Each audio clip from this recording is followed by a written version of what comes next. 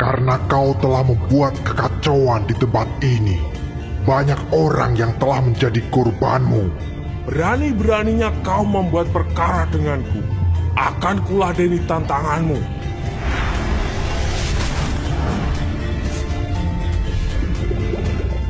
Terjadilah pertarungan sengit antara ular raksasa dan bajul putih.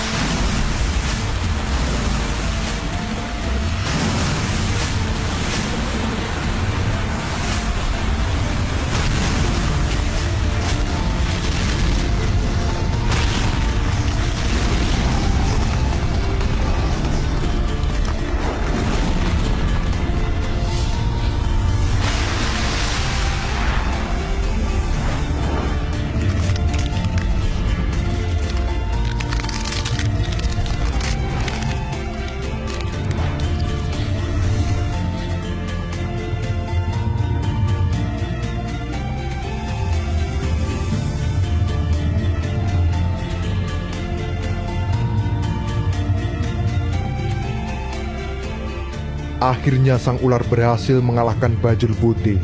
Bajul putih pun tewas terkapar dengan tubuh remuk. Ular itu segera menggigit leher lawannya hingga terputus. Kepala bajul putih kemudian dia telan untuk dibawa sebagai bukti bahwa telah mengalahkan bajul putih dan melaksanakan syarat Prabu Ajisaka. Ular raksasa kembali pulang menuju Medang Kamulan dengan cara yang sama, yaitu menerobos bumi atau merayap di dalam tanah.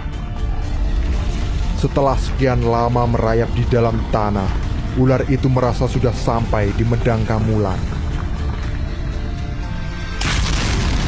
Hal ini membuat sang ular muncul ke permukaan, tepatnya di desa Ngembak. Tak disangka rupanya dia telah tersesat.